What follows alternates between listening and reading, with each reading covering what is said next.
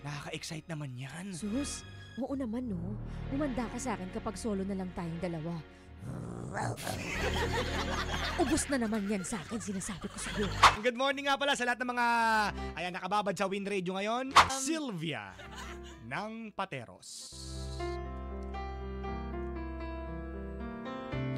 Good morning, Macho Bibo at Macarena. Ako si Sylvia ng Pateros. Iniwan na ako ng kinakasama kong si Digoy. At sumama na sa ibang babae, mare at pare.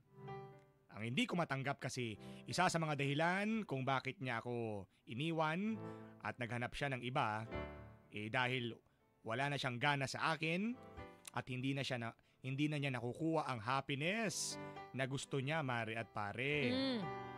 Mas bata at sariwa ang babae na bago niya. Hindi ko matanggap, mare at pare. Akala ko hindi niya akong magawang iwanan. Alam niyo po ba sa pinagdadaanan ko ngayon ay sumagi sa isip ko, mare at pare, na ikalat ko naman ang sex video namin ni Digoy. Hoy! Para mapahiya at may skandalo siya. Agoy! At iwanan siya ng babae niya at tabla-tabla na. Tabla-tabla? Tabla-tabla. Sana maunawaan niyo ako at damayan niyo ako sa aking pinagdadaanan. Sylvia ng Pateros. Mga kapitbahay, damayan natin ang ating kapitbahay na Losyang sa pelikulang Losyang. Ano ba dinidiin? Losyang! Isa DJ! Losyang na yan! Damayan mo! Ano ba? Bitawan mo ako, Sylvia! Digoy! Tatamaan ka sa akin eh! Digoy, wag mo naman gawin to! Nagmamakaawa ako sa'yo, wag mo ako iiwan! Matagal na tayo, Digoy! Please, nagmamakaawa ako sa'yo! Digoy! Kahit lumuhod ka pa dyan, wala na! Wala ka nang magagawa, iiwan na kita, bitawan mo ako, ano ba? Magkanya-kanya na tayo, Sylvia! Sino ba? Ha? Sino ba yung pokpok na pinagpalit mo sa akin, ha? Pasmado talaga yung bibig mo, ha? Tumigil ka na! Porke ba losyang na ako? Ganun-ganun na lang? Di ba yan ang sabi mo sa akin? Losyang na ako, kaya iiwanan mo na ako. Bakit hindi ba totoo, ah? So wala na akong gana sa'yo, Sylvia. Hindi na ako nasasarapan sa pagsasama natin. Kaya mabuti pa, kalimutan na natin ang isa't isa. Digoy! Digoy! Ikaw ang buhay ko, Digoy! Pag iniwan mo ako, may gagawin ako! May ikakalat akong kahihiyan mo! Tandaan mo yan! Ikakalat ko! Ang butchokoy mo! Asa na yun? Si Sylvia ng Pateros, mga kapitbahay, sa kanyang pinagdadaanan at live dramang may pamagat na Losyang! ano ba? Sakit magsalita? Grabe ka Ayun naman. kasi yung title nga direct, diba? Losyang. Yan ang dahilan Kung bakit siya iniwan. kung bakit ikakalat niya ang sex video nila. Agoy, Ay, hindi rin kayo matutuwa kasi losyang na. Pero bakit naman meron kayong ganyan? Ba't meron kayong ganyan kung hindi na kayo nasasarapan sa isa't isa? sobrang pagka-desperada niya ngayon at gusto niyang wag siyang iiwan sumasagi sa isip ni Maring Sylvia ngayon. Ayan, hawak-hawak niya ang cellphone at yung daliri niya ay nakaturo na Sa send button. at sa post. Post button and send button. At send to many. Diyos ko, Grabe na. Lord! Send to many. Siyempre, kailangan yan. Isama mo kami dyan. Gusto namin makita kung talagang losyang i-send to ka na. GC. Yan. Send to group chat, send to group, Facebook group. Naku talaga naman, Mare, Kapitbahay. magulos dili ka lang Sige, ha. damayan natin. So, yan ang pinaka dahilan kung bakit matapos ang matagal na pagsasama nyo ni Digoy, Maring Sylvia ng Pateros, iiwan kanya at pinili niya ang mas bata at mas sariwa pa sa karne ng baboy Agoy! at isda at mga gulay ni ate ngayon sa palengke. Grabe naman, oy! 0977-7000-915. Yan po ang ating damayan text line. Hindi ka na, damayan na natin Damayan si Maring Sylvia pala. Maring Sylvia. Ano naman ngayon kung losyang ka na, Maring Sylvia? Hindi ba pwedeng araw-araw ililigo mo lang yan? Pwede naman. Kasi Ligo lang kulang. ligo lang kulang kasi dapat nag-bio lotion ka, Mare, para Rexona. lotion yan naman. Malo siya yung kilikili mo. Sabi ni Nati ng Bulacan, Di ba? napakano mga naman yun, Mare. Ikaw ay sumasagi sa isip mo na ikalat yung, bakit meron pala kayong ganyan? Sige, syempre, siguro isa sa mga nagpapaano sa inyong pagkasama niyan, may souvenir kayo, ayan na nga. Oo. So magagamit mo na ngayon yung souvenir ninyo. Sige na, ikalat mo na yan, dali na. Sabi ko naman dito, wag na Mare, baka madismaya lang kami. Dahil mas cute patignan yung hinlalaki ng paa ko. Sabi ni Silent T. Mas Uy, cute kakalat yung butyo ko nung ni Paring Digoy. Sabi Sabi mo naman naisip yun, Mare? Na, syempre parang desperate moves na yun, pare. na para Desperate bumalik siya moves. sa'yo? Oo, kala niya siguro babalik talaga sa kanya. Pag ginawa niya yun, matatakot. Kumbaga, binablockmail. Kung Diba? ikaw ang lumugar sa ni Maring Silvia, Mare, Ah. na nalaman mo na ipinagpalit sa'yo ay, kasi kapag ka nag-aaway kayo Mm-mm. dahil nawawalan siya ng gana sa'yo, Mare, Pinagpalit sa akin, mas bata. wala na siyang gana sa tsorvahan ninyo. Pinagpalit sa akin, mas bata. Bibigyan ko pang gatas. Ang bagong chinotsorva ngayon ay mas sariwa at mas batang tsorvay. Oh. Bibigyan ko pang gatas. Pang gatas, pang diaper, ayan. Pang suporta dun sa mas bata. Masakit sa kalooban yun. Pinagpalit mo sa akin, may chupon pa. Nakakaloka ka. Yung, di ba yung talagang mukhang bibig niya lagi kung bakit yan, iiwan ka na niya or, ayan, tinuloy na nga niya dahil, ayan na nga, may bago na siyang ngayon at di hamak na yan. Totoo ba yan? Totoo ba yan? Sabi ni Hindi kami Rosario, naniniwala. si Rosario ng Imus Cavite, ang sabi niya, "Huwag mong subukan.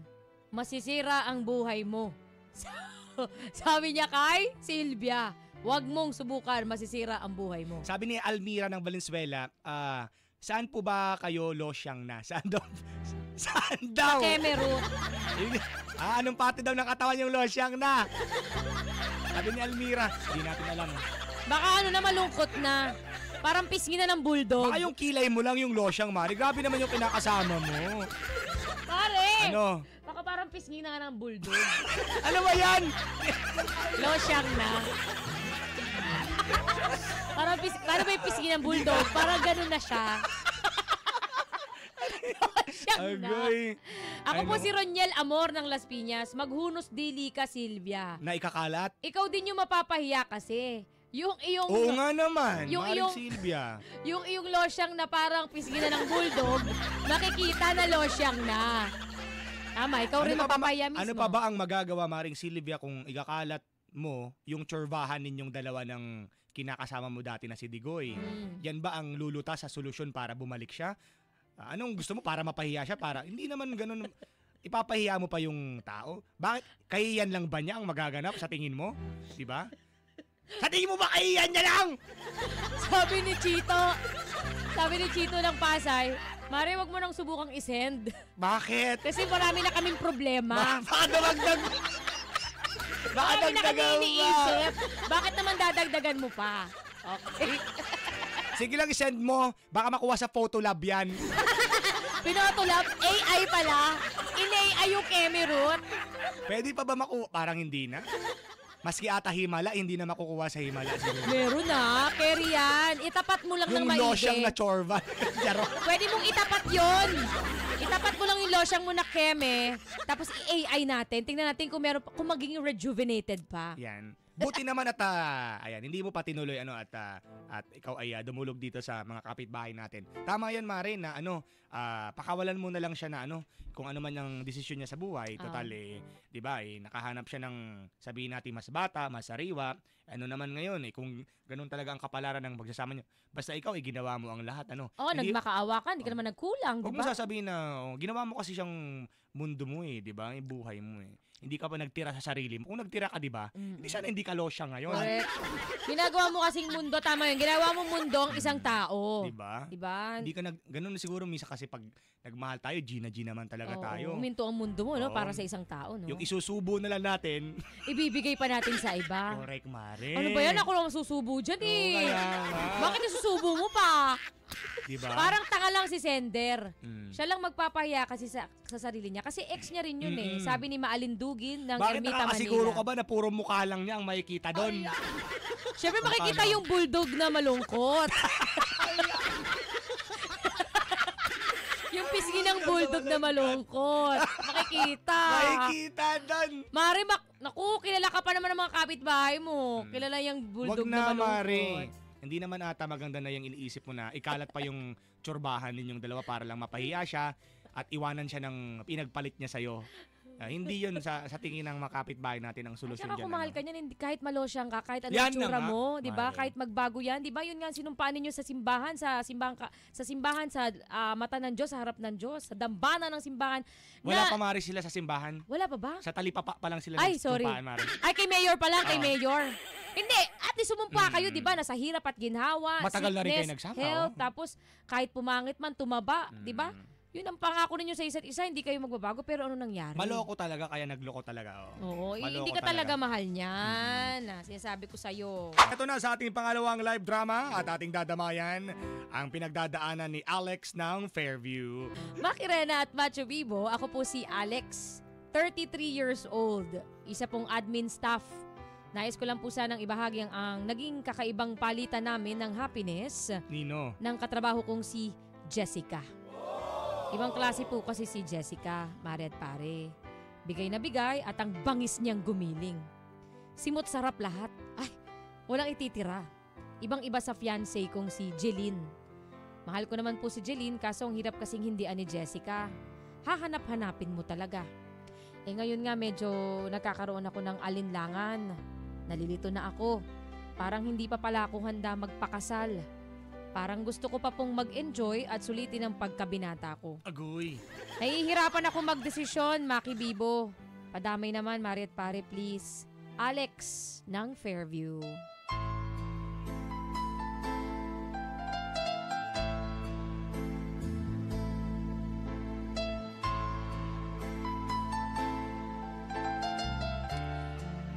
Ladies and gentlemen, lapis at ballpen, heto na ang ating pangalawang pelikulang may pamagat na Ang Bangis ng Happiness. Agoy!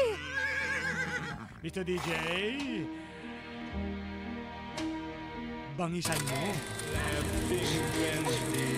Alex ha, sandali lang naman.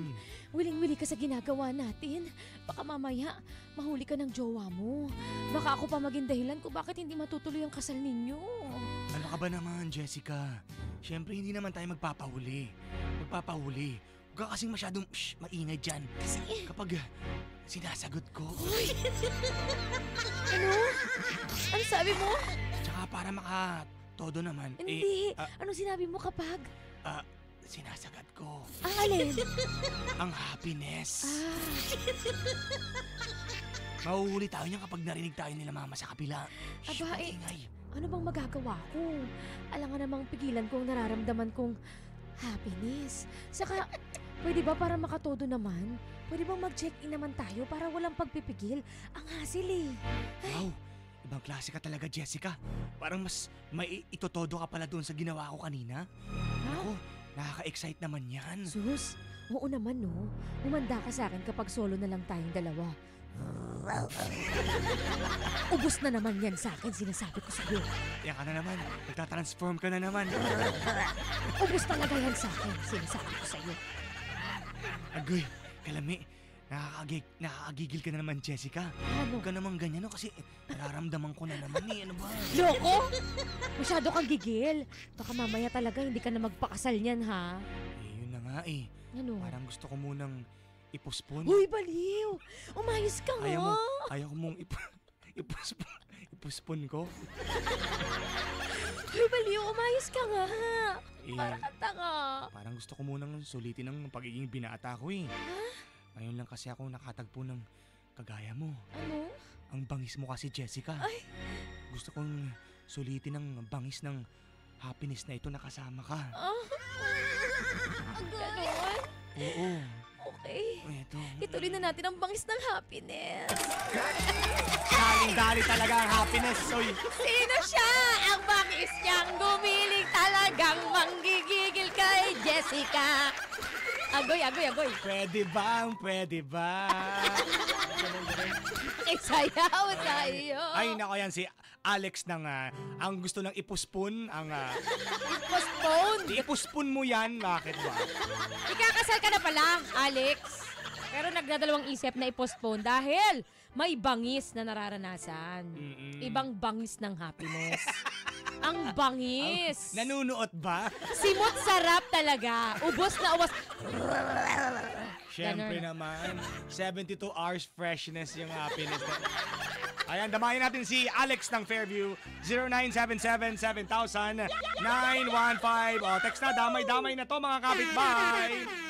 Ang bangis naman ni Insan. Minekos-mekos talaga si Jessica. Sabi ni Makisig, kaibigang ibon mo ng Pasig City. Boysit. Kainis ka. Minekos-mekos si Insan. Ay, mahal mo naman yan si ano, sino ba yun? Si Yung Jeline. fiancé niyang si Jeline. Oo, Pero, ikakasal sila eh. nahihirapan ka kasi hindi mo mahindian Nako po. yung happiness na naidudulot ni Jessica. Jessica. Okay. Oh, hindi niya mahindian kasi nga mabangis. Ano bang gamot sa bangis? Ano lang yan, panunood ng ka-happiness mo, Jessica.